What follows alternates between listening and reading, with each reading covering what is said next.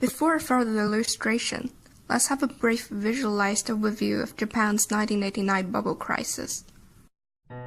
Back to the 1980s, commercial banks were flooded with piles of money, so they lent to small and medium-sized firms who then invested in houses and stocks and used them as collaterals.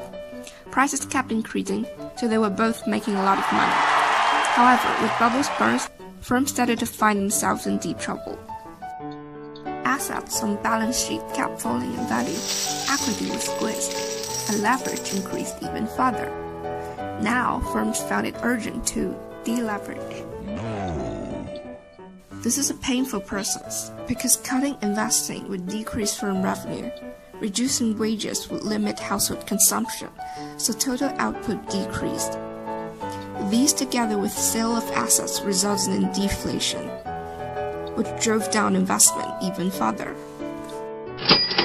Commercial banks also panicked and unwisely decided to extend loans to failed firms and refuse lending to new entries.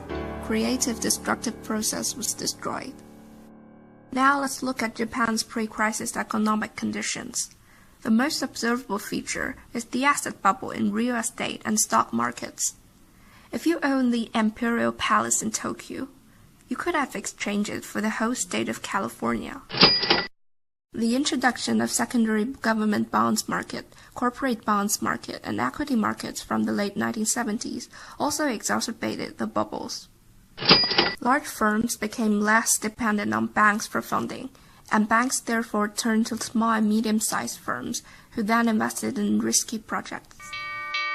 Their leverage level was high and almost purely sustained by the rising collateral values. Starting from 1989, real estate market showed signs of collapse, and stock market followed. Bank assets declined dramatically from 508 trillion yen in 1989 to 491 trillion yen in 1990. Collateral value declined, leaving 40% of those loans with land as their collateral became non-performing. Firms began the painful process of deleveraging.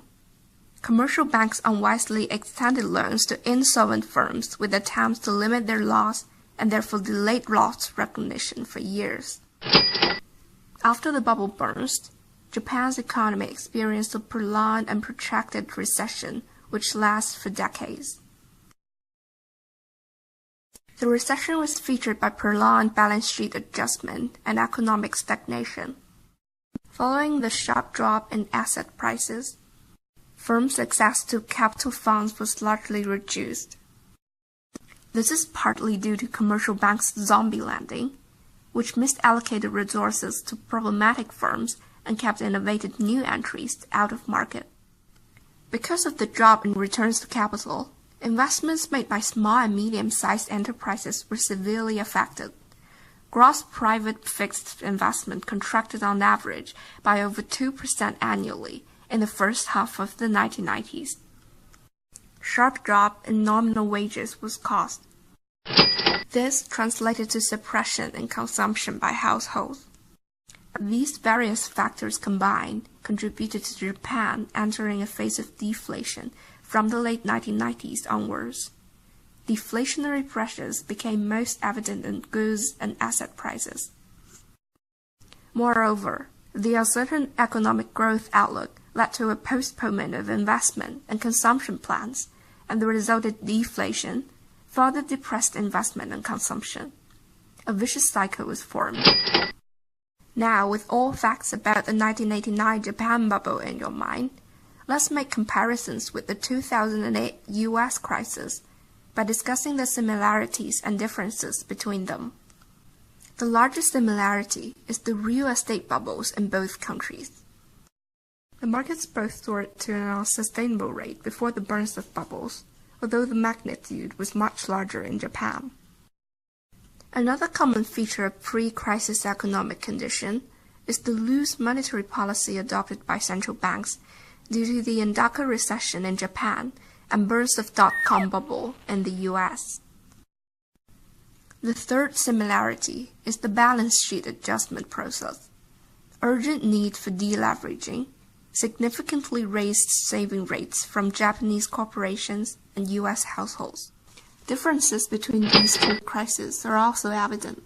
Firstly, in the U.S., it was the prevalence of subprime mortgages that triggered the crisis, while in Japan, it was the opening up of capital market in the 1980s that caused the increase of corporate leverage in the form of bank loans.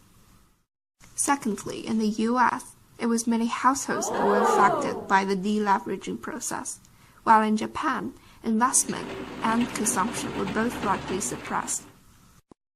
Also, the policies in response differed a lot in strength and timing. The Fed was much more determined and responsive in adjusting federal fund rate close to zero, while Bank of Japan maintained its tightening policy for years after the burst of bubbles. Lastly, the current crisis affected almost all major economies in the world, while in the 1990s, Japan was able to rebalance through export-led strategies because of the domestic nature of the crisis. This is the introduction of Japan's 1989 bubble crisis. Thank you for listening.